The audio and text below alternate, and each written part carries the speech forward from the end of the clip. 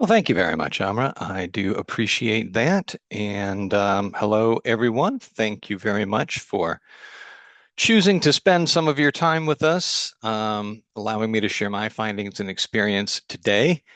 And try not to take the April Fool's Day invitation too personally, but maybe that just shows that Jorgen knows me better than he thinks he does. So, my name is David Ramesh. I am an Agile Transformation Manager based in Brussels, Belgium. Although, as you might be able to guess from the accent, I'm originally from Chicago, Illinois. I have a lot of information that I want to share. So, super briefly about me, I've pretty much done the circuit as far as working in radio and television, managing airlines, owning my own business, working in the public sector, and for the last decade, working as a consultant. My default setting has always been the agile mindset. It actually wasn't until I got my master's in IT management that I even learned that my personal style of iterative design and innate servant leadership had a name and kind of a whole movement behind it. But I jumped in and caught up as quickly as I could. And I just want to say, for those of us who do a lot of agile training, maybe you can relate. I always feel like so much of what we do is explaining advanced topics like if you stop hitting people with sticks when they make mistakes, your people will be happier and produce more creative work. No, no, that'll never work. Maybe we can test it. What if we hit them softer, but we use a bigger stick? Anyway, in writing Finish the Journey, it was nice to be able to do some real research and put together some ideas and data into something measurable that felt a little less obvious. So I do like to do a lot of reading and writing. At the moment, I do have 3 books published and available through Kindle and Amazon. Feed the Machine talks about how destructive it is when the business transforms IT into this sleek, fast-spinning, highly optimized machine, but the business continues to work in huge monolithic projects. So that book will be coming out in a few weeks.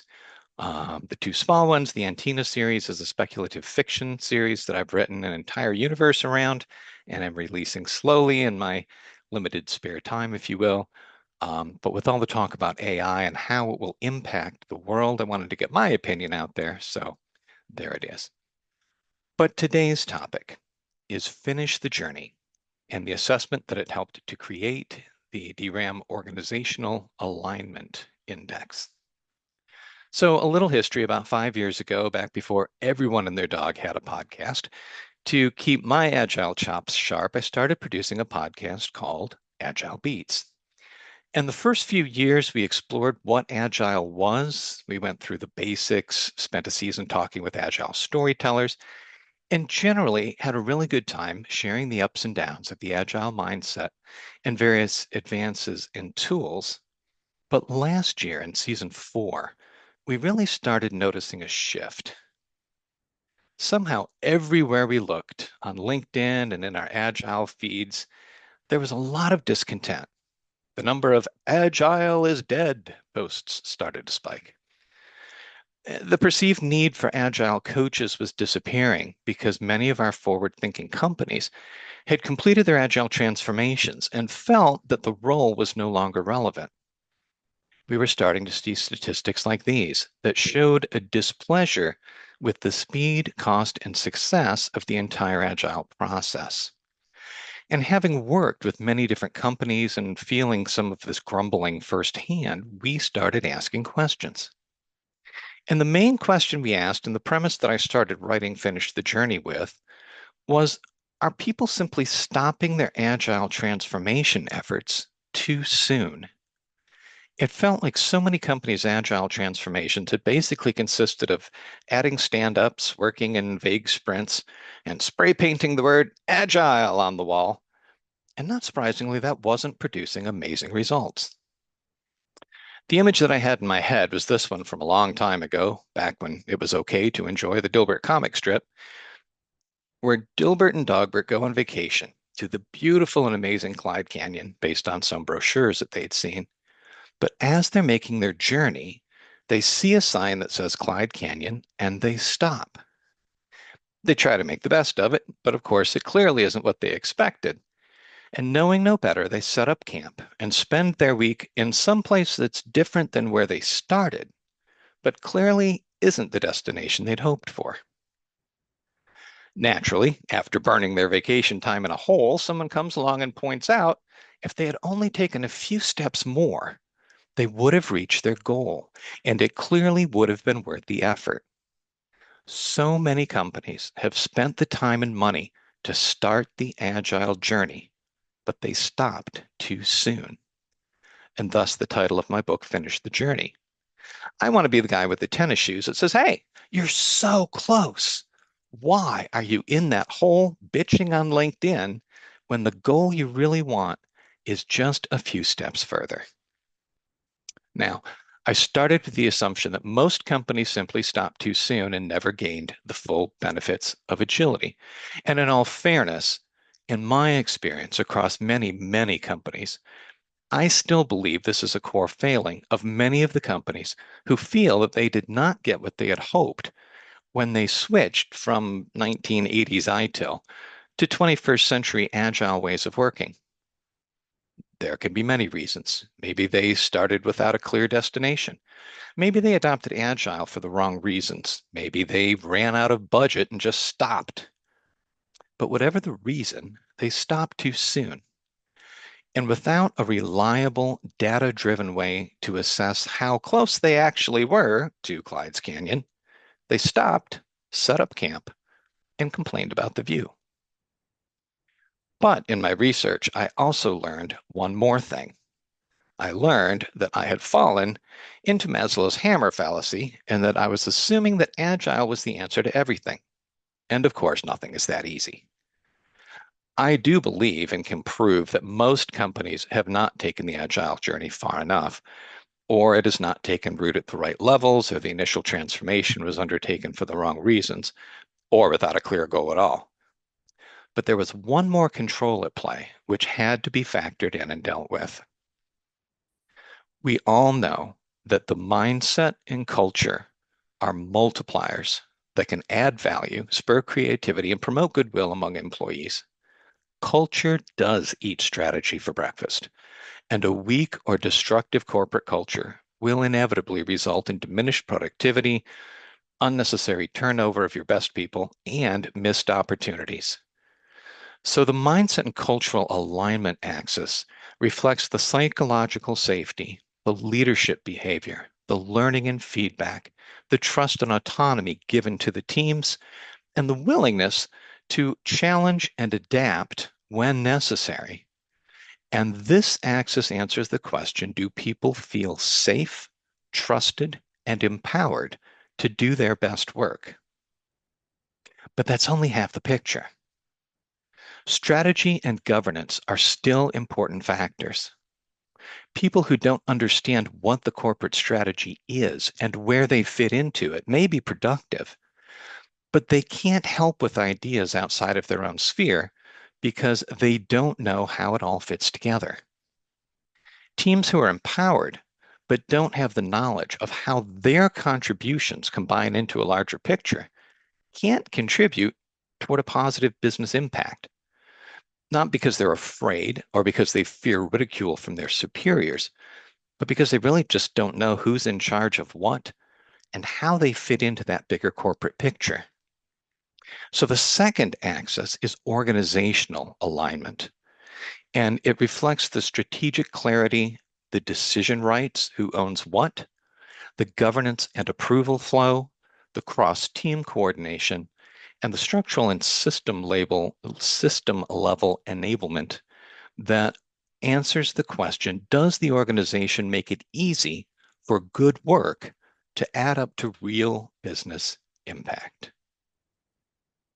Leaders don't struggle with Agile because they lack effort or intent. They struggle because they lack a clear shared way to see how culture and alignment are shaping the outcomes. And so what ends up happening is you don't really know. You debate the symptoms and argue about what's happening and maybe we could do this or that, but we don't know where they are in their journey. And the DRAM model was created to make those invisible forces visible. It is a quadrant-based framework that shows how these two foundational dimensions interact to figure out whether agility is going to be a true capability or is just Clyde's Canyon somewhere out there. So the mindset and cultural alignment, how the behaviors, leadership, trust, and psychological safety support adaptive work, and then the organizational alignment, how the strategy, structure, governance, and systems enable or block the flow of value. So that is where we can figure out how much longer the journey needs to be. So looking at it quickly, quadrant by quadrant, if you've ever worked at a company with low cultural awareness and low business alignment, you'll agree that dysfunctional chaos is exactly the right name for this quadrant. In dysfunctional chaos, neither culture nor alignment is strong. There's a blame culture, there's no trust, there's poor communication, unclear direction on what's going on. Basically, people focus on survival rather than improvement.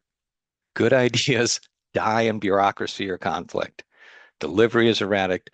Leadership feels disconnected from reality. And the best way is just to think about what's happening. The team, I go to work because they pay me to. Management, somebody really needs to fix this place. And the executives say, I don't have the tools I need to make informed decisions. Definitely dysfunctional chaos.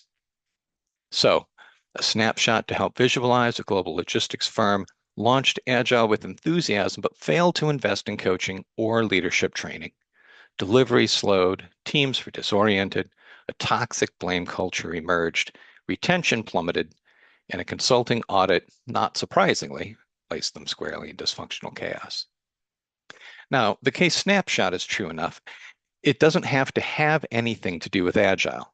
If a company doesn't take the time or effort to create a healthy culture and no one really feels like they're part of a larger solution, people are not showing up to work because they want to. They're there because they feel they have to be. A lot of American fast food restaurants seem to run this way. They know that people will be coming and going, so they don't really even put in the effort to try and make the work experience special or rewarding. The quadrant where too many companies exist and the ones who tend to have made the smallest, most trepidatious steps toward agile, just dipping their toes in and then complaining that the water is not the temperature that they would like, is called blind allegiance. These are our command and control powerhouses, where effort is measured in man hours. You do exactly what the boss says or pay the price. And all of the metrics measure how busy the individuals in their departments are. So you do have a high alignment, but a low culture. The work gets done, but there's not a lot of innovation. People do what they're told. They hide problems because they're afraid of getting in trouble if they point out that something can be done better or differently. The burnout is common, and everything seems efficient, but when they have to adjust, when they have to turn, when they're looking for creativity, there isn't any. So the perspectives here, the team says it doesn't really matter what I do as long as I look busy. The management has basically the same perspective. I just need to prove that my team is working hard. And the executives tend to notice that everyone's busy, but nothing's really getting done. So the delivery is structured but joyless. Teams don't speak up. The metrics tend to be gamed.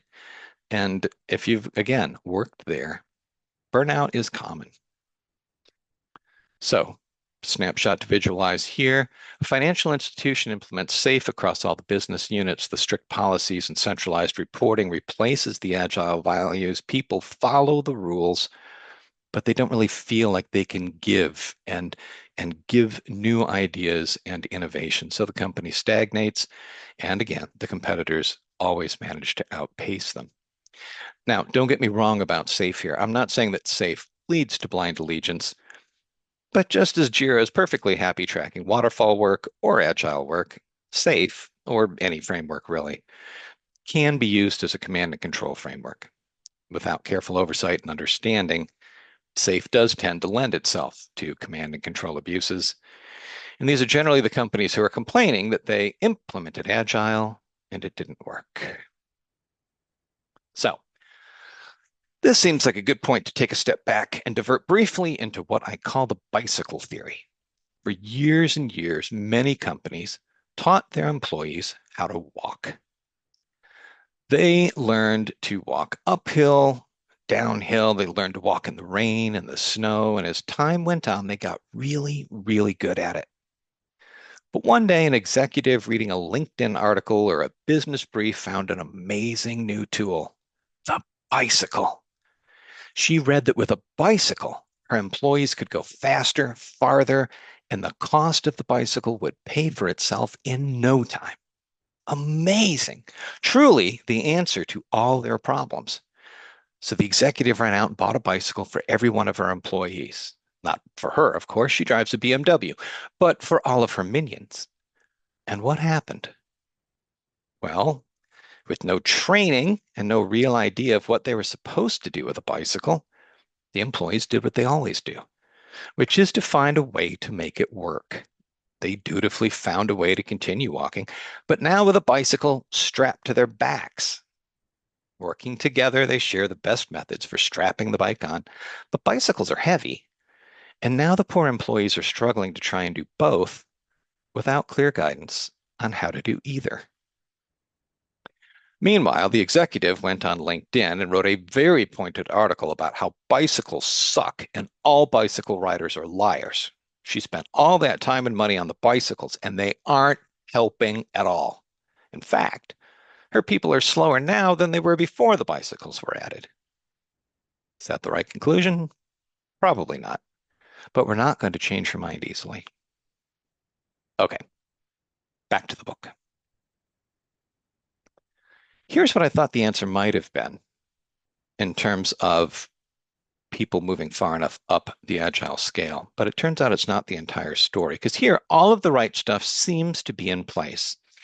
In the fractured waste quadrant, high culture, low alignment, people care, but the system doesn't connect their effort to value of the enterprise.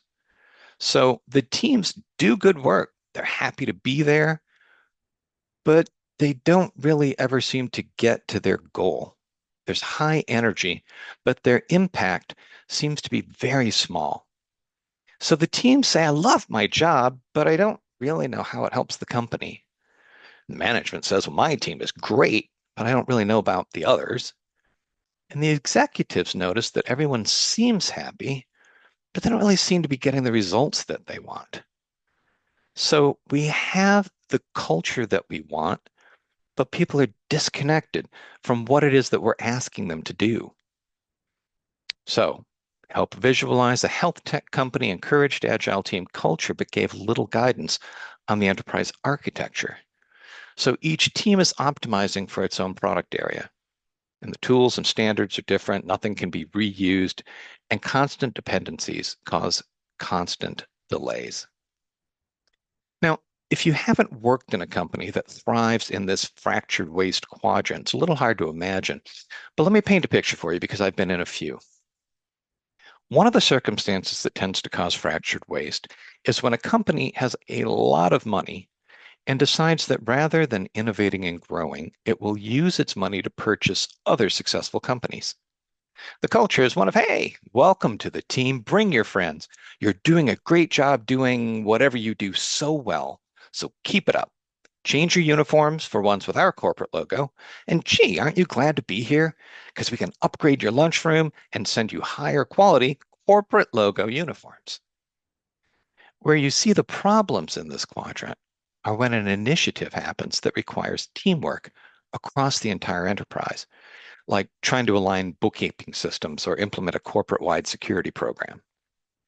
Because everyone is allowed to do whatever it is they do, no one is empowered to make decisions.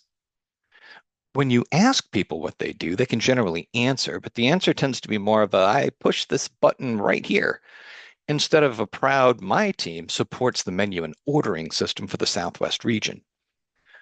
No one really knows how their contributions move the larger company forward, or where their responsibility ends and someone else's begin.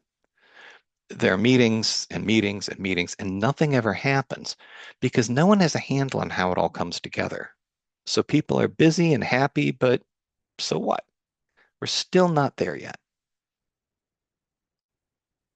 So obviously, the holy grail is to get up here into the top right quadrant called empowered alignment. In empowered alignment, the culture and the alignment reinforce each other. The teams are empowered, but they're also connected and purpose driven. The ownership is high. People understand what they do and they feel pride in being a part of what they're creating. And in this quadrant, agility becomes a capability. The organization can sense, decide, and act quickly without burning out its people. So the perspectives here, I know how my work contributes and I'm proud of it. Management, we solve problems quickly and together. And executives note that they can pivot or double down without friction. So this is where you find teams that are empowered and cross-functional. You find alignment from vision through execution. The delivery is fast and responsive, and the feedback loops enable continuous improvement. It just becomes part of the system. So here, a global online retailer piloted Agile using our diagnostics. The teams were given coaching and autonomy. The leaders attended retrospectives and demo sessions, and the teams felt heard. So within 2 years, the company did manage to reduce their time to market and improve their employee engagement scores. Not surprising, right? So is this a fantasy? No. This is a data-driven, achievable, and measurable goal. This is where teams can effectively compete in hyper-competitive environments and pivot without mercy, without having to work 90-hour weeks to get there. Do these companies exist? Yes, they do. They're not perfect, but boy, can they turn on a dime when necessary. And their productivity and healthy work environment keep them highly, highly competitive. One of the arguments that tends to crop up between agilists and command and control enthusiasts is that ITIL has real metrics and controls and data. And Agile is all about that touchy-feely stuff, psychological safety and making people happy. But agilists enjoy data too. It's actually the underpinning of everything we do. Why do we do the short feedback loops? Because it improves outcomes. It actually works. That's why we do these things. Psychological safety drives performance, right? High psychological safety teams are more likely to be effective and innovative. Awesome. Frequent delivery correlates with business performance. Yes, it does. And in the places where nothing is really aligned, it's not that surprising that they're not able to produce value because nobody really knows what's going on. So as Agilists, we don't just sit around thinking of ways to be nice to our employees to our own detriment. It just so happens that empowering and supporting our people, creating shorter feedback loops, setting up more frequent delivery, all of these things are proven data-driven multipliers. Agile is full of metrics. We've got burn ups and burn down charts, cycle time, lead time, sprint reliability. It's just that instead of measuring busyness, Agile metrics strive to actually measure value delivered and give us controls to improve the process further. So one of the questions we asked many guests on the podcast, especially in that fourth season and now in the fifth, how agile is agile enough? Is there a data-driven tipping point we can get to that quantifies where success is most likely to occur? And after running through many, many simulations and sifting through a ton of data, the answer came back. Yes, there is a quantifiable success region proven by data, measurable by the DRAM assessment. Organizations scoring above 70 on both axes consistently demonstrate stable flow, faster feedback, and measurable business outcomes. Not because they're faster necessarily, but because they're aligned. The tipping point is reached when the alignment is strong enough that delivery teams don't have to compensate for the system, they just execute, and the value flows. And all of that takes us back to here. How can a company know if it's just steps away from that tipping point, or if they have miles and miles to go. Now we have an answer. We can map where the customer is currently sitting against the mindset and cultural axis and the organizational axis and see how far away Clyde Canyon really is. The DRAM assessment looks at 6 areas and has the participants rate them on a simple 1 to 5 scale. The areas are purpose and strategy. This measures how well the strategic direction is communicated and internalized by the people. And it looks at the alignment between the business goals and what the team is actually doing. So, a sample question, our team understands how its work contributes to company goals. Leadership behavior assesses how the leadership sets the tone for agility. And this is where we're looking at psychological safety and the modeling of values and then support. So, leaders in my organization are open to feedback and adapt their behavior accordingly on a scale of 1 to 5. Feedback and learning evaluates whether teams continuously learn and adapt. So looking at retrospectives, peer learning, and the iterative thinking. We take time to reflect and improve regularly. Decision-making and autonomy measures empowerment, trust, and accountability. How are decisions made and by whom? So our team is trusted to make decisions that affect our work. If that's low, decisions are being made somewhere out here. People are sitting around waiting for that decision to happen.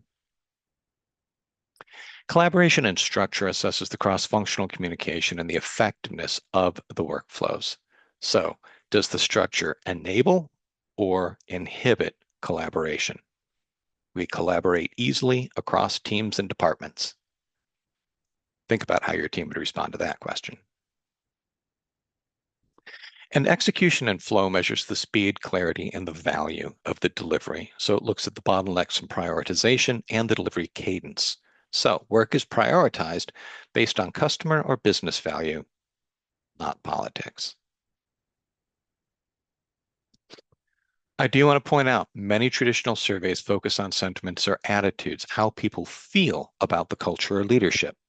This is important, but it's also vulnerable to mood interpretation and momentary experience.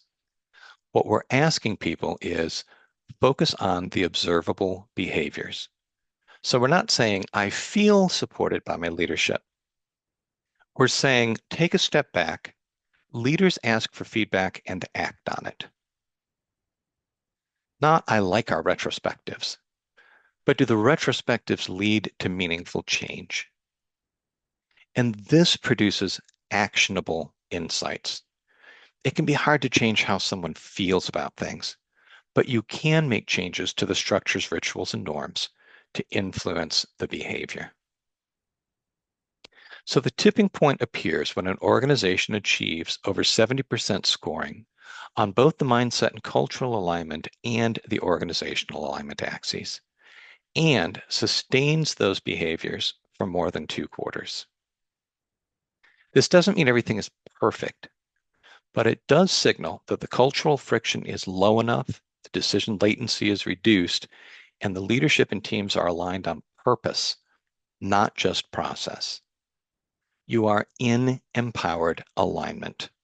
You are at your destination, and the goal from here is to continue fighting to stay there and to make small tweaks to stay aligned. Your enterprise may only be a stone's throw away from unlocking all the promises of your transformation. You may be on the cusp of your true tipping point.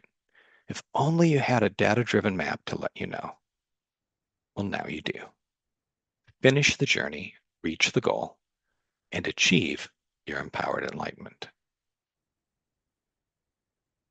And that is what the book is about. And that is what the DRAM Organizational Alignment Index is about.